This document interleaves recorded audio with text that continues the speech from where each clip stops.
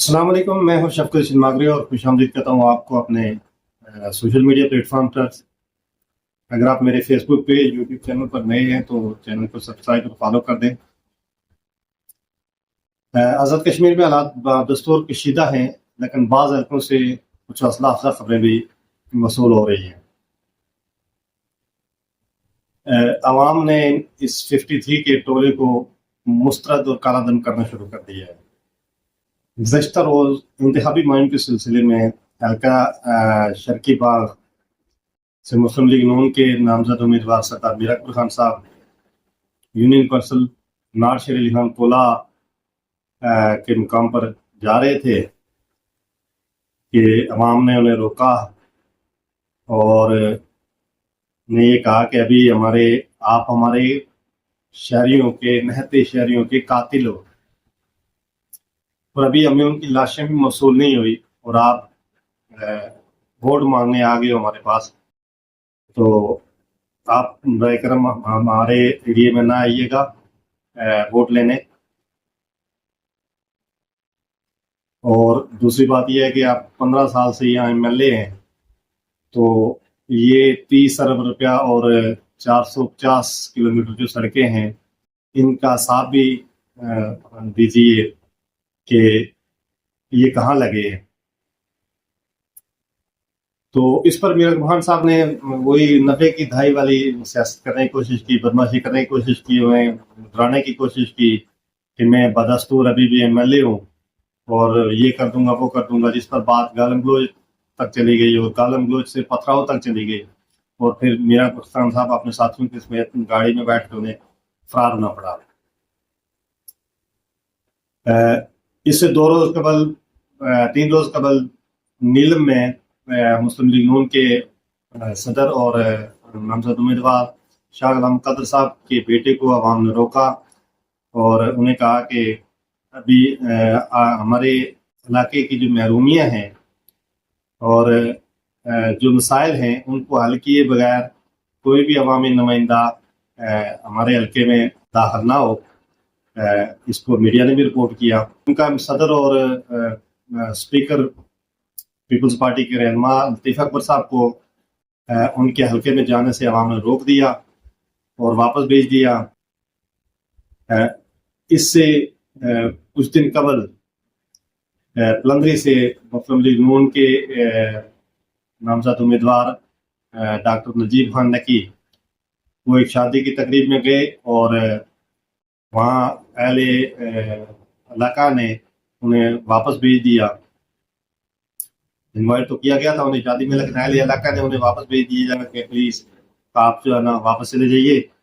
और हमारे हल्के में ना आइएगा। ये बहरहाल सदका खबर नहीं है, ये चूँकि सोशल मीडिया पर चलने वाली खबर ही है, इसकी मेरे पास कोई सदका इतलात नहीं है। उसके बाद एक इतला ये भी एक सोशल मीडिया की खबर है कि पीपल्स पार्टी के रहनुमा सरदार कमरुज़्ज़मान खान साहब हल्का शर्की खान मोहल्ला में उन्हें कुछ खवातीन ने बल्कि जाने से रोक दिया। इलेक्शन कैंपेन के सिलसिले में वो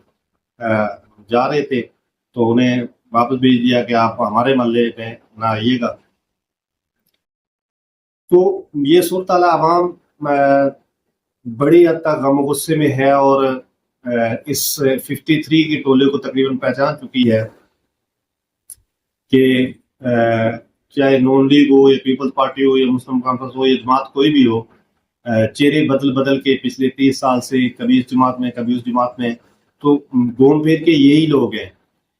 जो अवाम को भी ब्लैकमेल कर रहे हैं और पार्टियों को भी ब्लैकमेल कर रहे हैं और इक़्तिदार पे कब्जा जमाए बैठे हुए हैं और करप्शन अपने इंतहा को है और काम काज हो नहीं रहे हैं और अवाम के खिलाफ फैसले पे करने में ये सारे एक पेज पे आ जाते हैं। आज़ाद कश्मीर में एक तहरीक चल रही है बाइकाट के, इलेक्शन के बाइकाट की, लेकिन ये तहरीक कहाँ तक कामयाब होगी और इसकी कामयाब होगी या नहीं होगी, या अगर होगी तो इसके नताइज क्या होंगे। लेकिन मेरी राय में ये है कि इलेक्शन का बाइकाट हल नहीं है, बल्कि इनसे अगर जान छुड़ानी है तो कोई मुतबादल हल देखना पड़ेगा। الیکشن کا بائیکاٹ حل نہیں ہے، کیونکہ اس سے زیادہ سے زیادہ یہ ہوگا کہ ٹرن آؤٹ کم ہو جائے گا، لیکن انتخاب تو پھر بھی ہوں گے، اور یہ منتخب ہو کے حکومت تو بنا لیں گے، اور پھر گزشتہ 5 سال یہی ہے، تو پھر عوام کا استحصال تو ہونا ہی ہے، تو اس لیے الیکشن کا کوئی خاص فائدہ نہیں ہونا ہے۔ اس الیکشن کی اس بائیکاٹ کے مہم کو توڑ کے لیے انہوں نے پی ٹی آئی کو بطور ایک بار پھر بکرے کے طور پہ استعمال کیا ہے۔ پی ٹی آئی کو آزاد کشمیر میں الیکشن لڑنے کی اجازت دی گئی، حالانکہ پاکستان یا جی بی میں انہیں الیکشن لڑنے یا کمپین کرنے کی اجازت نہیں دی گئی ہے، لیکن یہ اچانک یہ اجازت کیوں دی گئی؟ کمپنی کیوں مہربان ہو گئی پی ٹی آئی پہ؟ تو اس کی وجہ یہ ہے کہ کالعدم عوامی ایکشن کمیٹی کو بڑی حد تک پی ٹی آئی سپورٹ کر رہی تھی، اور اب بھی کرتی ہے، اور جو الیکشن سے بائیکاٹ کی جو مہم چل رہی تھی تو اس میں بھی پی ٹی آئی بھی یہی چاہ رہی تھی، لیکن اچانک انہوں نے پی ٹی آئی کو الیکشن لڑنے کی اجازت دے دی، تو اس کا نتیجہ یہ ہوا کہ ظاہر ہے وہ بطور جماعت اب جب الیکشن لڑے گی تو بائیکاٹ تو نہیں کر سکے گی، تو اور پی ٹی آئی کے جو جنرل سیکرٹری آزاد کشمیر میں انہوں نے بھی یہ کہہ دیا کہ یہ 12 سیٹوں کا جو مسئلہ ہے یہ تو ہے ہی بے مطلب، یہ ہے مطالبہ، اس کا کوئی مطلب ہی نہیں بنتا، تو وہ پی ٹی آئی کو صرف اس توڑ کے لیے استعمال کیا گیا ہے، نہ تو انہیں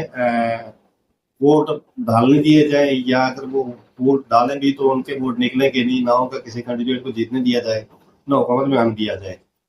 لیکن ان کو صرف اس لیے استعمال کیا گیا ہے کہ یہ اگر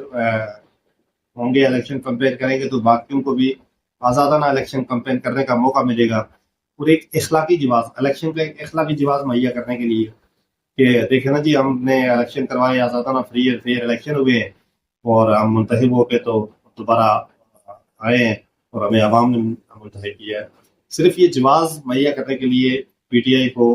اجازت دی گئی ہے، باقی انہیں نہ اقتدار میں آنے دیا جائے، اور نہ ان کو جیتنے دیا جائے، اور نہ ہی انہیں ووٹ پڑنے دیے جائے، اگر انہیں ووٹ پڑے بھی تو ان کے نکلیں گے نہیں، یہ برحال طے ہے، تو یہ پی ٹی آئی کو ایک دفعہ پھر بکری کے طور پہ استعمال کیا گیا ہے۔ بہرحال ایک بڑی حد تک عوام ان سے واقف ہو چکی ہے اور بڑے غم و غصے میں ہے، اور عین ممکن ہے کہ الیکشن نہ بھی ہو اور یہ بائیکاٹ کی صورتحال جو حالات چل رہے ہیں یہ کامیاب بھی ہو جائے، لیکن سوال یہ ہے کہ اگر بائیکاٹ کامیاب ہو بھی گئے تو 2 مہینے بعد 4 مہینے بعد پھر الیکشن تو ہونے ہی ہونے ہیں، تو یہ حل نہیں ہے، مگر اس کا حل یہ ہے کہ نئے لوگوں کو چاہے وہ چھوٹی جماعتوں سے ہوں یا آزاد امیدوار ہوں، تو ان کو عوام اگر سپورٹ کرے، اور پڑھے لکھے لوگ، دیانتدار لوگ، سیاسی شعور رکھنے والے لوگ، تو انہیں اگر عوام آگے لائے اور وہ کسی چھوٹی جماعت میں جمع ہو کے تو ایک حکومت تشکیل دے سکے اور ان سے چھٹکارا پایا جا سکے، یہ ایک واحد حل ہے۔ باقی یہ ہے کہ یہ جو 60-70 لوگوں کا جو ایک بلیک میلر اور ایک پولیٹیکل مافیا جو ہے آزاد کشمیر میں قبضہ جمائے بیٹھے ہوئے ہیں پچھلے 30-40 سال سے، کبھی اس جماعت سے یہ اقتدار میں آتے ہیں اور عوام کا استحصال کرتے ہیں، ان سے چھٹکارے کا اور کوئی دوسرا طریقہ نہیں ہے۔ اجازت دیجیے نیکسٹ ولاگ تک ملتے ہیں، نیکسٹ ولاگ میں